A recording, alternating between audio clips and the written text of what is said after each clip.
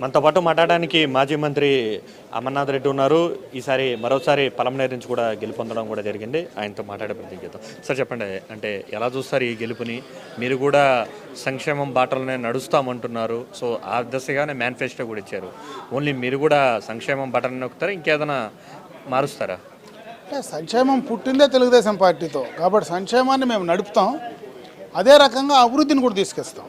ఒక సంక్షేమమే ఈ రాష్ట్రానికి సరిపోదు, అభివృద్ధి కావాలా, సంక్షేమం కావాలా, రెండు కన్నులు రెండూ తీసుకురావాలంటే చంద్రబాబు నాయుడు గారి వల్లనే సాధ్యమవుతుంది. అది ఏ రకంగా చేస్తామనేది రాబోయే కాలంలో ఖచ్చితంగా చేసి చూపిస్తామని చెప్పి తెలియజేసుకుంటాం. అంటే ఎలా చూస్తారు? అంటే దాదాపు చాలా హ్యూజ్ మెజారిటీ, సింగిల్ డిజిట్లోకే వైఎస్ఆర్ కాంగ్రెస్ పార్టీ పరిమితమయ్యేటువంటి పరిస్థితులు కనబడుతోంది. కేవలం 10-15 లోపలే కనబడుతోంది. సో ఎలా చేసి ఇంత మెజారిటీ రావడానికి ప్రధాన కారణం అంటే ఏం చెప్తారు? ఇది జగన్మోహన్ రెడ్డి ఆయన చేసుకున్నటువంటి పాపాలే, ఆయన విధానాలే, ఆయన మనస్తత్వమే, ఆయన మూర్ఖత్వమే, ఇవన్నీ కలిపి ఒక ముఖ్యమంత్రిగా ఆయన కూర్చున్నాడు. అంటే ఏ ముఖ్యమంత్రి అయినా అధికారం వచ్చిన తర్వాత ప్రజలందరికీ న్యాయం చేయాలి.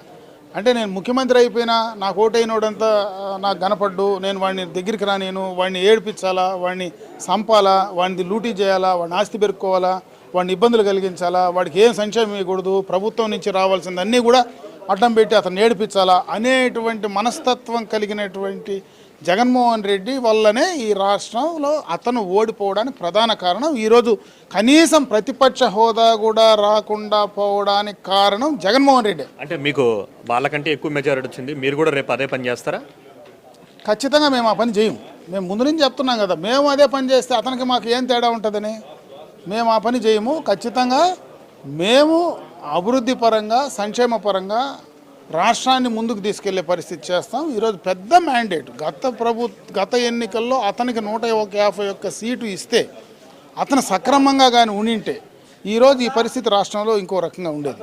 ఈరోజు ఏం జరిగిందో మేము చూసాం. అందుకే నేను చెప్తున్నా, ఈ రాష్ట్రాన్ని ఈ ఎన్నికలను ఒక కేస్ స్టడీ కింద తీసుకోమంటున్నా, గత ఎన్నికలను ఈ ఎన్నికలను. అంటే ఇంకోటి కూడా చెప్పండి, అంటే ఇప్పటికే ఎన్డీఏకి మ్యాజిక్ ఫిగర్ అనేది పూర్తి స్థాయిలో బీజేపీకి సొంతంగా కేంద్రంలో రానటువంటి పరిస్థితి కనబడుతుంది.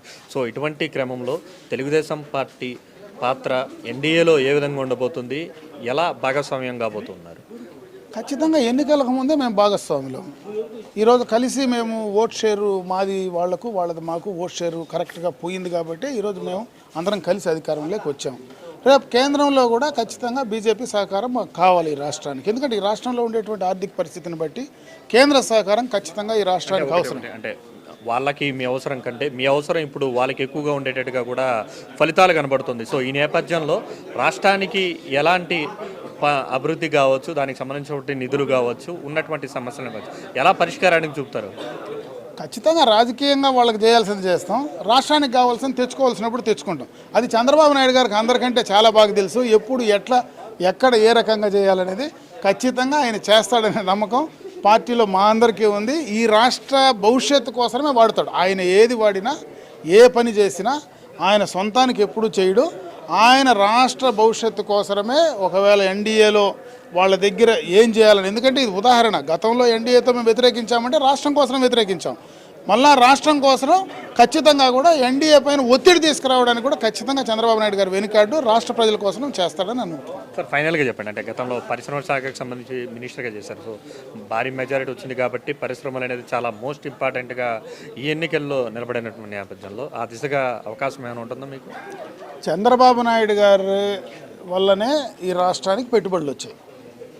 ఆయనను చూసే ప్రపంచంలో ఉండేటువంటి పెట్టుబడిదారులందరూ కూడా ముందుకు వచ్చారు. ఈరోజు కియా లాంటి ఇండస్ట్రీ వచ్చిందంటే ఆయన వల్లనే, శ్రీ సిటీలో వచ్చిన ఇండస్ట్రీస్ ఆయన వల్లనే, తిరుపతిలో తీసుకొచ్చినటువంటి మ్యానుఫ్యాక్చరింగ్ ఎలక్ట్రిక్ ఈఎంసీలన్నీ ఆయన వల్లనే, ఈరోజు ఆటోమొబైల్ ఇండస్ట్రీ రాయలసీమకు వచ్చిందంటే ఆయన వల్లనే. అన్ని రకాలైనటువంటి పరిశ్రమలు రావడానికి ప్రధాన కారణం ఆయన ఒక బ్రాండ్ అంబాసిడర్, ఈ రాష్ట్రానికి ఒక బ్రాండ్ అంబాసిడర్. ఆయన వల్లనే వస్తాయి. ఖచ్చితంగా రేపు ఎవరు మంత్రి ఉన్నా, ఎవరు పరిశ్రమల మంత్రి ఉన్నా, ఎవరు ఇంకొక మంత్రి ఉన్నా ఆయన వల్లనే ఈ రాష్ట్రానికి అన్నీ వస్తాయని నేను భావిస్తున్నాను. ఇది మాజీ మంత్రి అమర్నాథ్ రెడ్డి చెప్తున్నారు. వరుసగా మరోసారి కూడా గెలుపొందారు. అయితే ఎన్డీఏలో భాగస్వామ్యం అవుతున్నటువంటి నేపథ్యంలో ఖచ్చితంగా రాజకీయంగా తాము ఎంత సహాయం చేయాలో అంతే సహాయం రాజకీయంగా చేస్తాము. అదేవిధంగా రాష్ట్రానికి రావాల్సినటువంటి నిధుల్లో కావచ్చు, ఉన్నటువంటి సమస్యల పరిష్కారంలో కూడా చంద్రబాబు అదే స్థాయిలో కూడా ఎన్డీఏ మీద, బీజేపీ మీద ఒత్తిడి తెచ్చే ప్రయత్నం అయితే ఖచ్చితంగా రాష్ట్ర ప్రజల కోసం చేస్తామని చెప్తున్నారు. కెమెరా పర్సన్ చంచిత్, కార్తిక్ ఎన్టీవీ, చిత్తూరు నుండి.